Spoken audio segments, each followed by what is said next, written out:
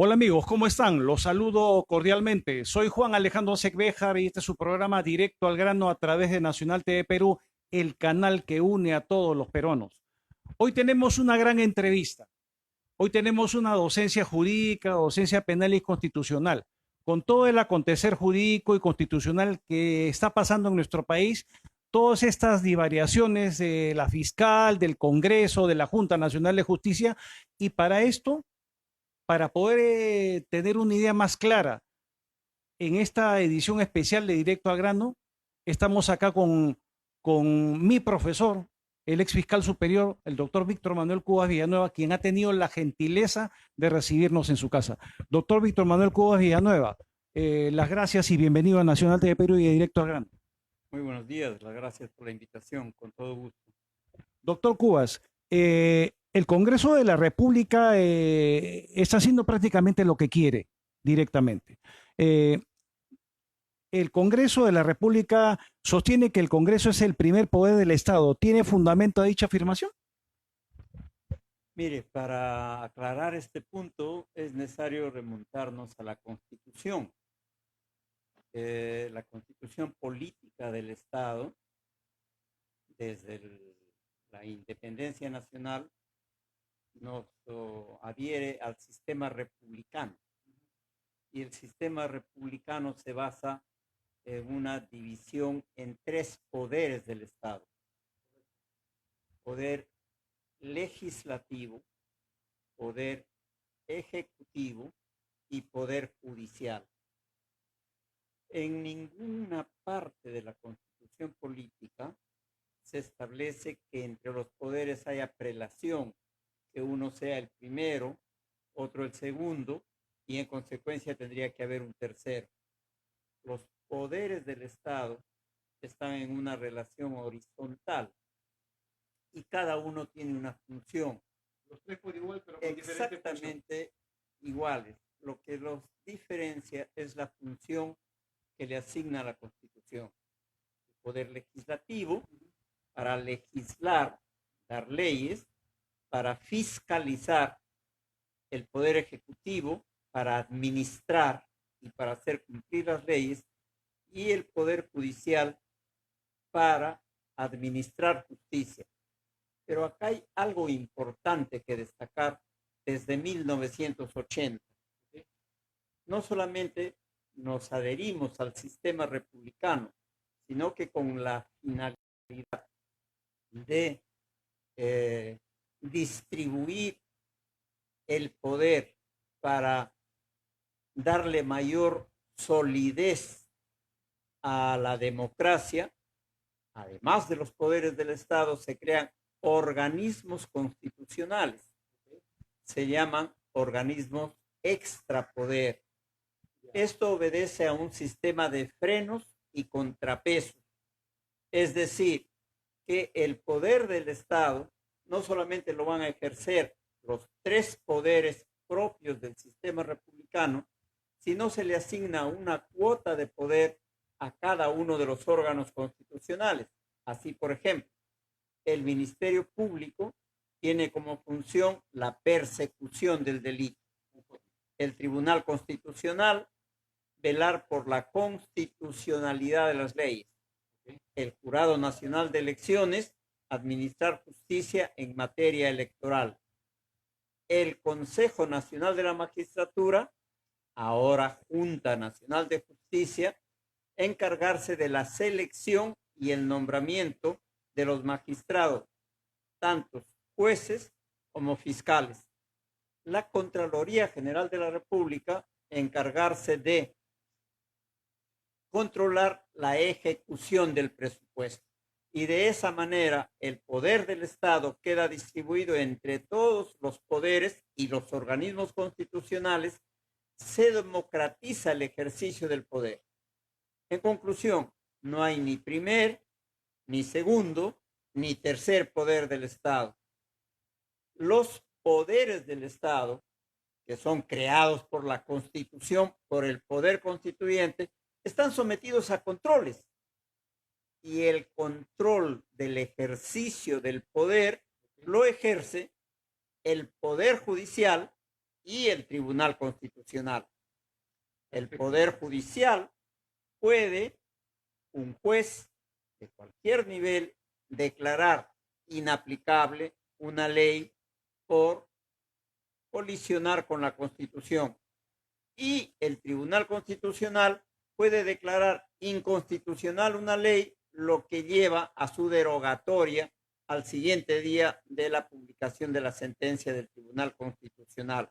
Entonces es un grave error el sostener que el Congreso es el primer poder del Estado y que no está sometido a ningún control. La prueba evidente de esto es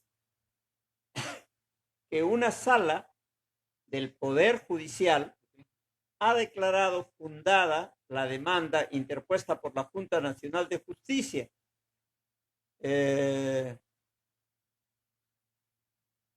Reclamando que declaren nulo todo lo actuado por el poder legislativo. Y eso ya ocurrió.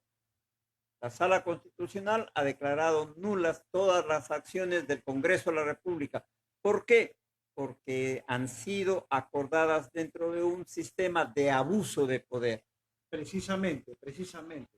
El doctor Víctor Manuel Cubas Villanueva, en el Poder Judicial, para los que seguimos y para los que estamos metidos en el tema político, es el funcionario que mejor explica al detalle las leyes y la interpretación correcta del punto jurídico. Yendo a eso, hemos hablado ahorita de los organismos extrapoder y las funciones que cumplen. Y yendo al tema del Congreso de la República, doctor Cubas, ¿el Congreso de la República tiene atribuciones para remover a los integrantes de la Junta Nacional de Justicia? La respuesta es sí. Los funcionarios, los miembros de la Junta Nacional de Justicia están sujetos a control por el Poder Legislativo en ejercicio de su función fiscalizadora, pero no los puede revolver por cualquier motivo. Lo primero que tiene que hacer el Congreso es dar una ley señalando, tipificando, es la palabra técnica, los hechos que constituyen falta grave, de tal manera que cuando el Congreso pretenda atribuir responsabilidad a un miembro de la Junta, lo haga porque éste ha cometido un hecho que está previsto con anterioridad como falta grave que da lugar a una sanción que sería la destitución. Las faltas graves no dependen de la discrecionalidad de los miembros del Poder Legislativo, sino que deben estar expresamente señaladas, descritas con la mayor claridad en una ley. Eso es lo que no se ha hecho y en consecuencia el Congreso no tiene el instrumento legal que le permita hacer una investigación y establecer una sanción a los miembros de la Junta Nacional de Justicia. En el supuesto, vamos a ponernos, como siempre decimos, como abogados del diablo. ¿Qué ocurriría si el Congreso de la República, por mayoría, porque manejan la mayoría a su antojo, acuerda remover a todos los miembros de la Junta Nacional de Justicia? ¿Cuál sería el cuadro? ¿Cuál sería un acto ilícito, es un acto de abuso de poder y en consecuencia atenta contra el Estado de Derecho. Sería un golpe de Estado. El Congreso estaría impidiendo el funcionamiento de un órgano constitucional, no por faltas que hayan cometido, sino por la fuerza que le da los votos. Y eso no lo permite la ley, menos lo permite la organización de un Estado constitucional de derecho. El intento de remover a los integrantes de la Junta Nacional de Justicia surge de las acciones de la suspendida fiscal de la Nación para evitar ser investigada. ¿Son ilícitas esas acciones, doctor Cubas? No. El fiscal de la Nación es la autoridad principal del Ministerio Público, pero es un fiscal supremo, elegido por sus pares para ejercer el cargo de fiscal de la Nación. Y los actos que realiza deben estar dentro del marco jurídico y sujetos a control. No puede haber actos de los funcionarios públicos que estén exentos de control. En consecuencia, las acciones de la suspendida fiscal de la Nación encaminadas a que no se le investigue son acciones ilícitas. Esto es tan cierto que en este momento ello ya está reconocido. La fiscal de la Nación ha sido suspendida. La medida cautelar que le dieron originalmente un juzgado que despachaba a la doctora Carrillo ha sido declarada nula. La misma juez se ha abstenido de continuar el conocimiento del proceso. La medida cautelar solicitada dentro de la demanda competencial ante el Tribunal Constitucional ha sido declarada improcedente. ¿Por qué? Porque el pretender no ser investigado es un acto ilícito. Todos los funcionarios públicos están sujetos a control, porque un funcionario público solo puede hacer lo que el ordenamiento jurídico le permite. No puede salirse de la No puede salirse del marco de la ley. Si hace esto, es un acto ilícito y está sujeto a responsabilidad civil, penal, administrativa.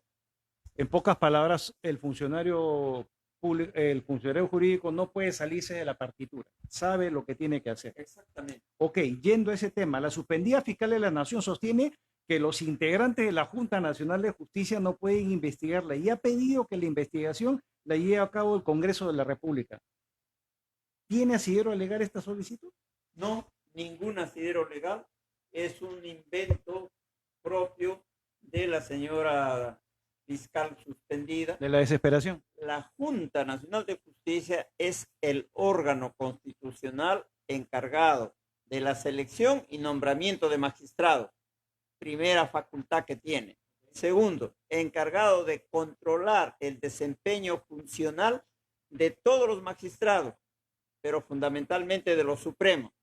Tercero, encargado del control disciplinario y en consecuencia puede investigar a un juez o a un fiscal y aplicar la sanción administrativa, que puede ser la amonestación, la suspensión, la destitución. Pretender, como lo ha hecho la suspendida fiscal de la Nación, que la Junta no lo investigue porque ella les ha abierto investigación y es un conflicto de intereses, es en realidad un argumento que carece de toda razonabilidad. Pero para complementar esto, por favor, la señora fiscal dice, la Junta no me puede investigar porque hay conflicto de intereses. La Fiscalía de la Nación está investigando a los miembros de la Junta. Entonces pido que me investigue el Congreso. A ello hay que aplicarle el mismo argumento. El Congreso de la República no podría investigar a la fiscal de la Nación porque también hay conflicto de intereses, dado que ella ha archivado investigaciones que tienen un gran número de congresistas. Entonces, en la práctica no habría quien investigue a la fiscal de la Nación y ella podría hacer lo que quiere. Y esto es inaudito, es inaceptable en un Estado de Derecho. Haciendo un acápite, doctor Cubas, la suspendida fiscal de la Nación está a un paso de ser destituida. Hay un conjunto de investigaciones, porque hay un conjunto de actos que constituyen faltas previstas en la ley de carrera fiscal por los cuales se está siendo investigada. Unas faltas son más graves que otras. La sanción para las faltas graves es la destitución. Y en este momento, la señora fiscal de la Nación, suspendida en el ejercicio de sus funciones, tiene más de una investigación por la presunta comisión de faltas graves. Entonces, lo que le esperaría, en condicional, lo que le esperaría es la sanción máxima, que es la destitución.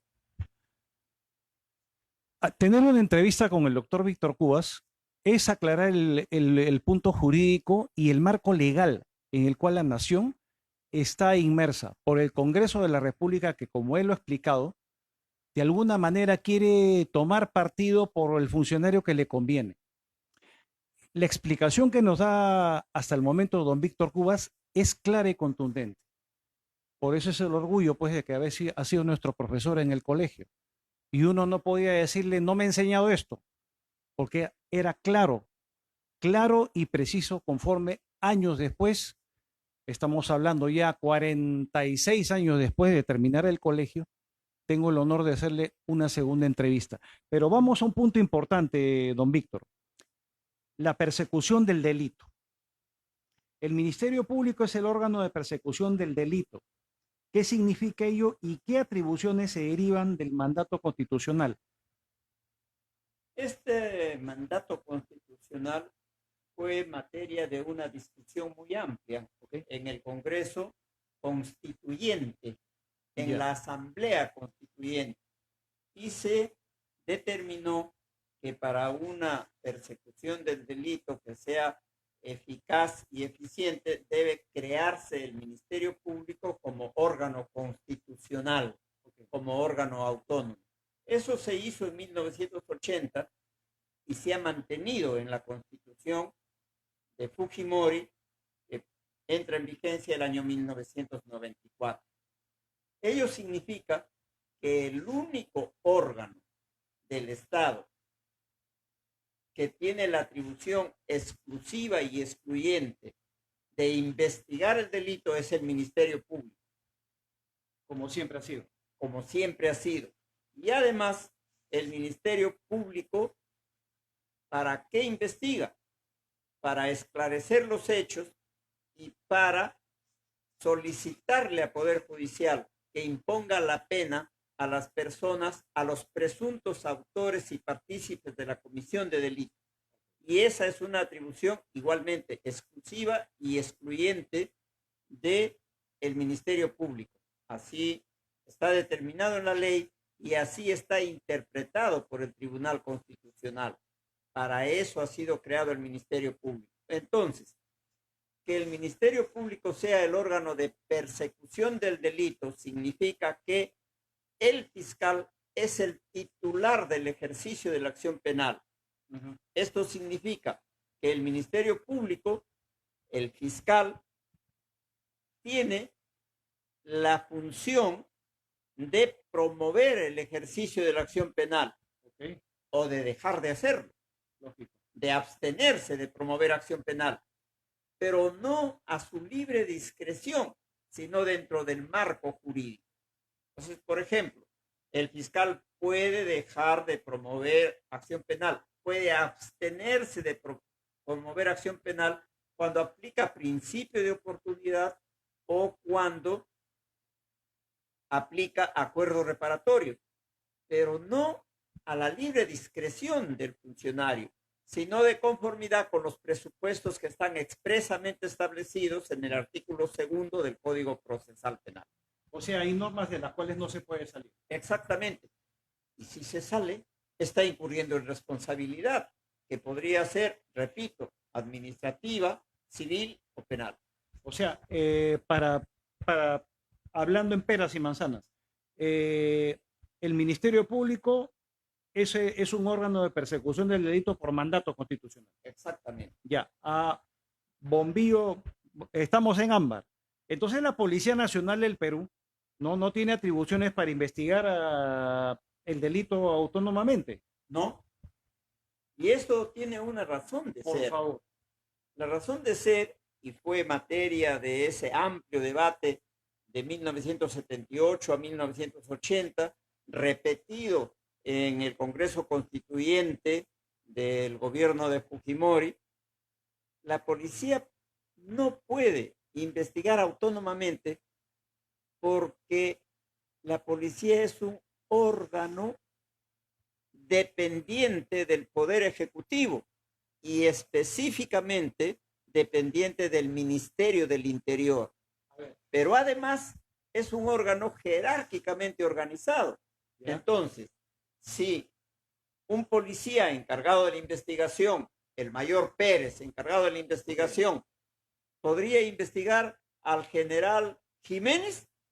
El general Jiménez es su jefe, en la vida lo va a investigar. Para la investigación del delito se requiere un organismo autónomo, Ministerio Público. La otra razón de ser es que muchos delitos se cometen desde el interior del Estado. Por ejemplo, corrupción de funcionarios, lavado de activos, delitos contra los derechos humanos, delitos contra la dignidad humana. Y sería muy difícil que los pueda investigar la policía. Ahí tiene que investigar un órgano constitucional autónomo. Perfecto. Entonces, la Policía Nacional así libremente tiene atribuciones para detener a una persona en cualquier circunstancia o por cualquier motivo porque se le ocurre. No, esa es otra importante modificación que se hizo en la Constitución desde 1980. Haciendo un paréntesis, esta Constitución que ha sido tan importante no tuvo la debida difusión y la ciudadanía desconoce el alcance de sus normas. Uh-huh. En esa Constitución lo que se hizo es limitar el ejercicio del poder. Y cuando se habla de la policía, se le reconoce que la policía, en su función de controlar el orden público, puede detener a una persona, pero solo cuando es sorprendida en flagrante delito. ¿Qué quiere decir flagrante delito? Es el momento mismo que se está cometiendo un delito. Un celular, por ejemplo, la policía sorprende a una persona arranchando un celular, la policía sorprende a una persona cuando el agente del delito intercepta a una persona y la tiene allí despojándole de sus pertenencias. Si en ese momento la policía interviene, está facultada para detener. En ese momento. Fuera de los casos de flagrancia, uh-huh, no puede detener, aún en los casos en que existiera denuncia contra la persona. Y esto tiene otra razón de ser, que cuando la policía tenía la facultad de detener por cualquier motivo, detenía para investigar. Ahora la lógica es contraria. Ahora primero hay que investigar para luego solicitar una detención. Solo se puede detener a una persona cuando se tiene una sospecha suficiente de que ha participado en la comisión de un delito y por eso, como medida cautelar, se está solicitando su detención. Ok. A ver, ¿cuál es la razón o el fundamento para instituir un órgano autónomo para la persecución del delito? Que en un Estado se cometen delitos por parte de los funcionarios del Estado, no solamente de la delincuencia común. Entonces, ahora más que nunca en nuestro país, para que la investigación tenga la posibilidad de desarrollarse, tiene que haber un organismo autónomo. El fiscal, cuando investigue, es autónomo, no depende ni siquiera de sus autoridades superiores. El fiscal realiza la investigación con plenitud de independencia y de autonomía. A él le corresponde establecer la estrategia de investigación. Si esto lo llevamos a un terreno práctico, por ejemplo, hubiese sido factible investigar a los asesores de la señora fiscal suspendida si esa actividad hubiese estado en manos de la policía? Definitivamente no. Definitivamente no. ¿Hubiese sido posible investigar a los expresidentes de la República, Castillo y los anteriores, por parte de la Policía Nacional, siendo el presidente el encargado de nombrar al ministro del cual depende la policía? Definitivamente no. Eso es una utopía.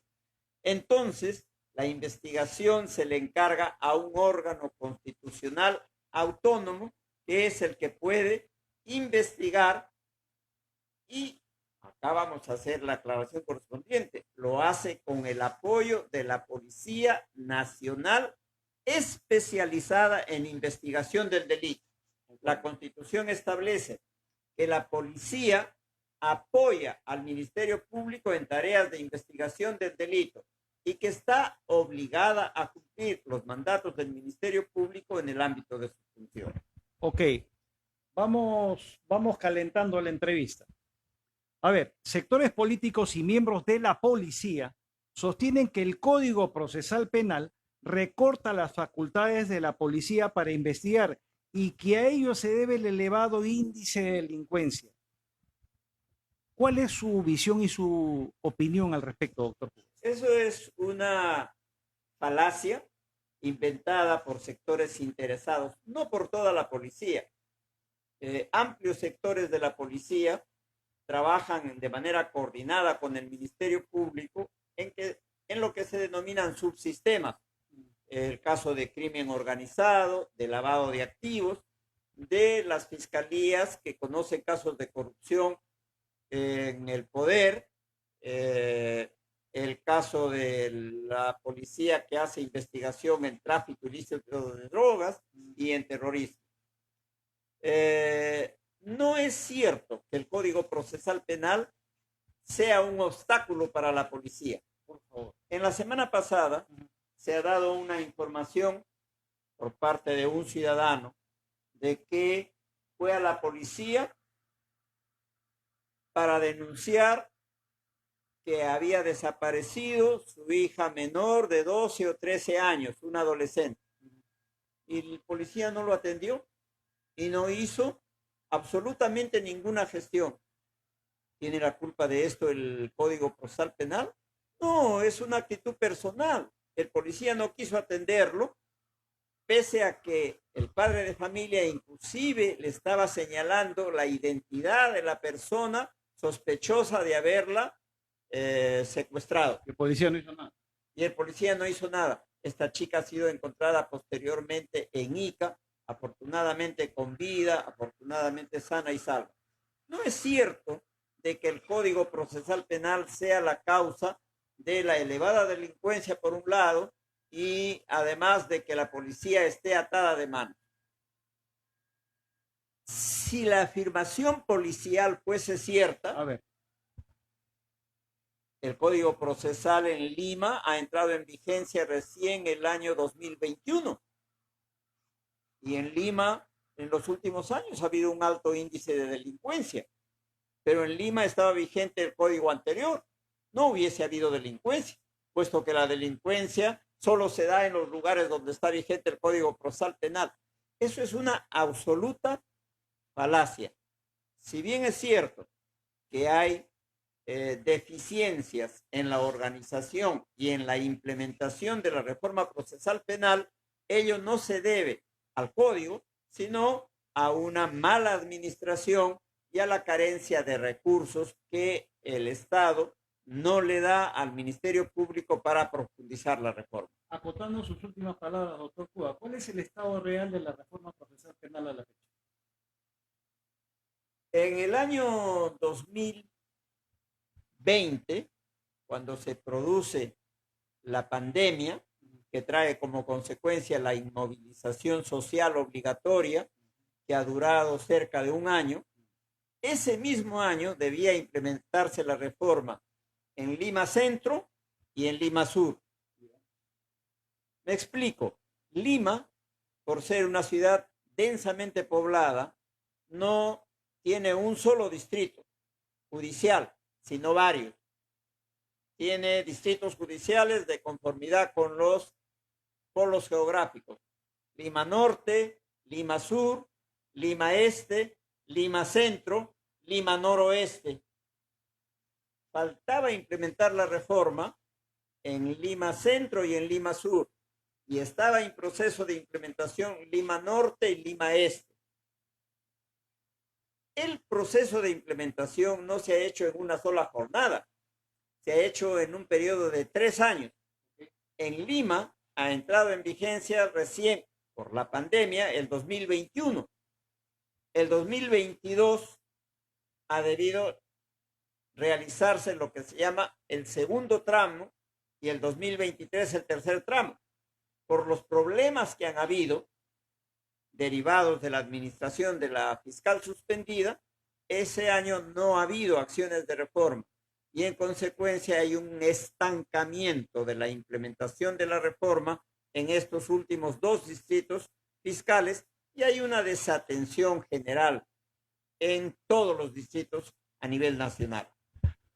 Creo que queda clara hasta el momento la entrevista. Era necesario conversar con el doctor Víctor Manuel Cubas Villanueva para de alguna manera tener la idea clara y de que los conceptos se hablen con la verdad en primer lugar y se hablen como se tienen que decir.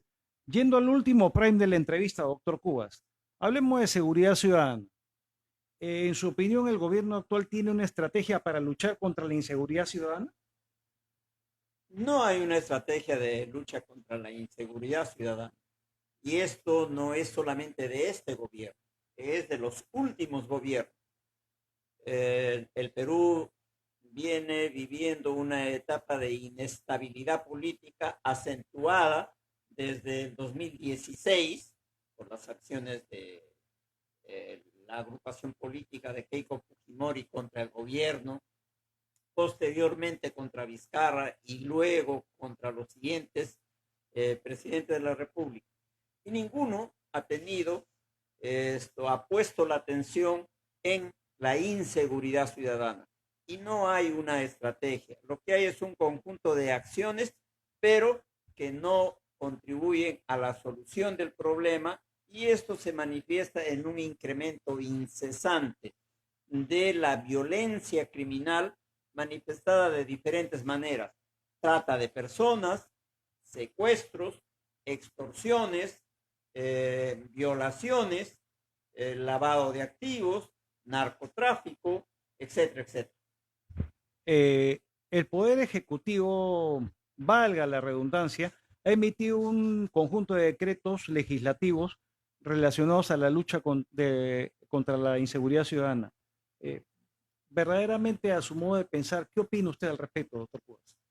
La lucha contra la inseguridad ciudadana no depende solo de dar leyes o de dar normas, sino correspondería a un plan integral que comprometa a todos los poderes del Estado, al poder legislativo para que dé las leyes que permitan una lucha eficiente, eficaz, al poder ejecutivo y legislativo para que aporte los recursos económicos necesarios que requiere la lucha contra la inseguridad ciudadana. Una acción inmediata decisiva. Al Poder Judicial, que requiere superar sus deficiencias para que los jueces puedan abocarse a la tarea de administrar justicia con celeridad y de imponer las penas a los autores de delitos.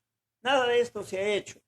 Lo que se han dado son decretos legislativos, muchos de ellos para satisfacer exigencias de determinados sectores de la policía. Por ejemplo, el decreto legislativo 1605 pretende darle a la policía mayores facultades, que la policía pueda detener en cualquier circunstancia, que la policía pueda investigar autónomamente, que la policía pueda solicitar, formular requerimientos de prisión preventiva, cuando esas son tareas que la ley, por mandato constitucional, le reserva al Ministerio Público. Entonces, prácticamente el Ministerio Público dejaría de existir. Exactamente, ¿no? Otra de las reformas establece que la policía, cuando investiga, debe calificar los hechos y determinar responsabilidades, cuando esas son facultades que la Constitución le reserva al Ministerio Público como órgano técnico. Los fiscales son abogados que tienen determinado tiempo de experiencia y la determinación de responsabilidades le corresponde a los jueces al final de un proceso, no al inicio. Entonces, lo hecho, lo único que hace es trastocar el sistema penal, dar normas que son contradictorias, pero detrás de ello hay normas que indudablemente están formuladas para favorecer a determinadas personas en función de intereses. Le pongo un ejemplo. Se ha modificado el artículo 57 del Código Penal. Ese artículo establece que el juez, cuando condena a una persona a una pena no mayor de 4 años, el juez discrecionalmente puede suspender la ejecución de la pena. Como le ha pasado por el mundo. Exactamente, pero acá está la trampa. Ese límite de 4 años ha sido aumentado a 5. El juez puede suspender condicionalmente la pena cuando ésta no es mayor a 5 años, que es el caso de Fujimori. Entonces el decreto legislativo se ha dado para favorecer a Kenji Fujimori. Él estaba condenado a 4 años y 6 meses de prisión, que por la cantidad, 4 años y 6 meses, hubiese necesariamente tenido que ser prisión efectiva. Como apeló, antes de que se resuelva la apelación, han elevado el rango y ahora ya no son 4, sino 5 años. ¿Quién es el primer ilustre beneficiado con eso? Kenji Fujimori. Entonces, este tipo de legislación no va a permitir una lucha eficaz contra la inseguridad ciudadana. Por otro lado, hay acciones más simples que pueden contribuir a una lucha contra la inseguridad ciudadana. Por ejemplo, ¿cuál es la modalidad de robo más frecuente en Lima? Que un delincuente se desplaza en una moto lineal con una persona llevando a otra persona. La persona que va, baja, comete el delito, sube y logran escaparse. ¿Por qué no prohibir que en una moto lineal se desplacen 2 personas? ¿Por qué no establecer que quien conduce una moto lineal esté previsto de un casco en que está anotado con claridad, completamente legible, el número de placa del vehículo? Esto permitiría evitar que la persona utilice la moto lineal para facilitar el robo y la fuga del delincuente. Por otro lado, en Lima hay un mercado de libre venta de armas, no solamente de armas cortas, revólveres y pistolas, sino que pueden encontrarse inclusive armas de largo alcance y armas de guerra. Cuando no, granadas de guerra. ¿Debería decretarse una ley contra el crimen? Debería, indudablemente, pero ¿podría una ley parcial controlar efectivamente el mercado de armas? Restringir. Restringir completamente.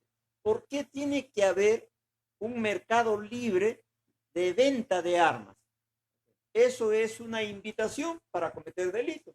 Los venezolanos vienen a Lima felices porque saben que encuentran un mercado en donde van a encontrar armas, en donde van a cometer delitos y no va a pasar nada. Entonces, hay un conjunto de acciones.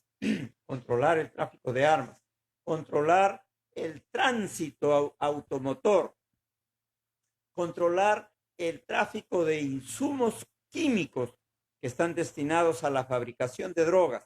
Y esos hechos permitiría disminuir la incidencia de la comisión de delitos.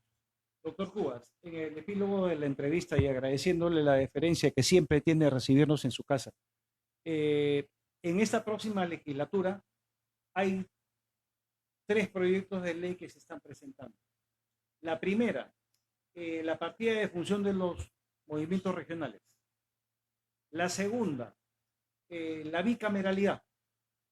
Y la tercera, que dicen que ya tienen casi los votos, la moción de vacancia de la presidenta Dina Boluarte. ¿Cuál es su opinión en el epílogo de la entrevista? Es un hecho público que el Congreso ha estado adoptando un conjunto de acciones tendientes a convertirlas en leyes con la finalidad de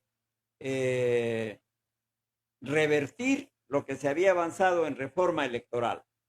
Por ejemplo, las elecciones primarias obligatorias. Ha aprobado la bicameralidad, cosa que en el fondo no es mala.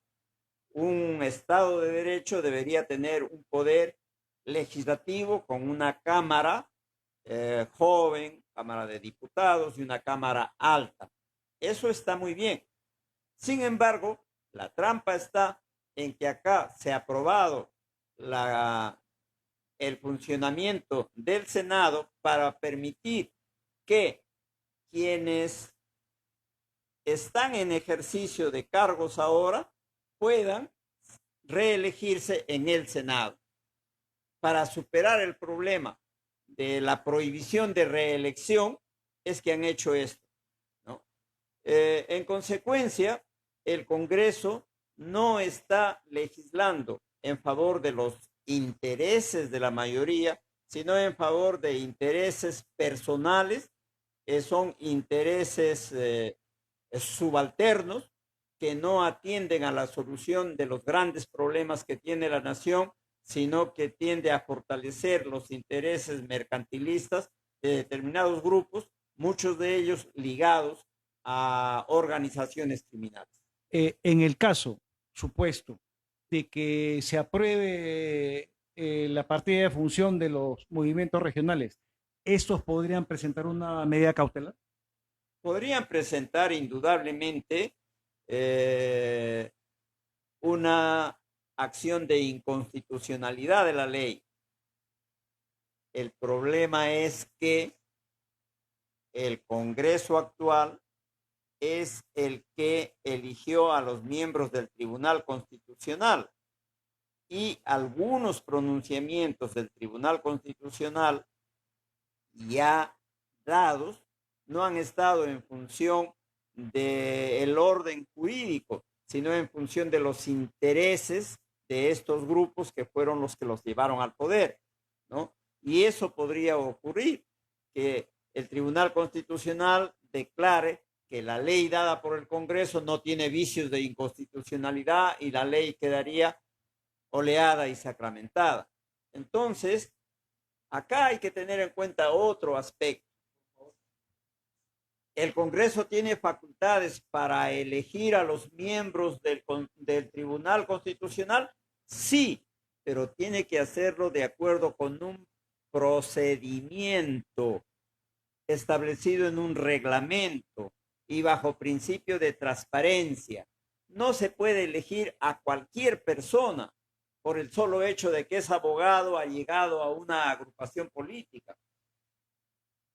Cuando el Congreso antes, en el 80, estableció que los miembros del Tribunal Constitucional sean elegidos por una mayoría calificada de los miembros del Congreso, lo que estaba sosteniendo es que elija a un magistrado que tiene una carrera destacada en el ámbito jurídico, que reúna todos los requisitos y que sea una persona alrededor de la cual se ha formado un consenso para que sirva a los intereses nacionales. Acá no. Acá el Congreso ha impuesto su criterio para nombrar a los miembros del tribunal. El amiguismo. Y ha impuesto su criterio para nombrar al defensor del pueblo, ¿no? Que es una persona que no reúne los requisitos ni el perfil para desempeñar ese cargo. Don Víctor, verdaderamente la entrevista, ustedes la han podido gozar, ha sido una entrevista bien detallada, bien elaborada, que verdaderamente para nosotros nos honra con hacerle una entrevista a un docente y a un catedrático al cual yo conozco más de 50 años. Me conoce desde mis primeros años de la secundaria.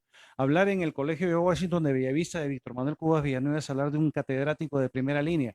Ha pasado por muchas promociones y nos honra verdaderamente a estas alturas de nuestra vida poder hacerle una entrevista en su casa y que a Nacional TV Perú y en este caso Directo al Grano nos brinde esta catarsis y esta docencia que solamente él explicándolo con peras y manzanas lo ha podido hacer. Don Víctor Cubas, nosotros estamos con el Partido del Pueblo camino a la presidencia de la República. Estamos estamos en el proceso de solidificar las bases del partido a nivel nacional.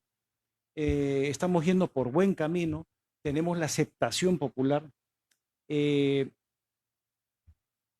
a mediano plazo, a mediano plazo, eh, de ganar las elecciones presidenciales, don Víctor Manuel Cubas Villanueva nos honraría con ocupar el cargo de ministro de Justicia. Yo le agradezco por la deferencia y por las palabras de reconocimiento. Hay que esperar el desarrollo de los acontecimientos. Como profesional en el campo del derecho, puedo aportar desde cualquier lugar en que sea factible acompañar en el sostenimiento del Estado de Derecho, del Estado constitucional, de un Estado en el cual se respeten los derechos humanos de las personas. Eh, en, para su despedida, ¿qué mensaje le da a la población y en base a su experiencia en el aspecto jurídico, legal, para todos los oyentes de Directo al Grano de Nacional TV Perú que le escuchan a nivel nacional? Yo creo que el Perú está viviendo momentos difíciles. Hay que estar muy atentos al desarrollo de los acontecimientos y estando ya a puertas un proceso electoral, hay que pensar mucho en a quién se le va a dar su voto y pensar que cuando se elige a un candidato no se le está dando un cheque en blanco, se le está dando la delegación de la representación de nuestras personas, pero bajo la condición de que cumplan estrictamente sus funciones dentro del marco del orden jurídico.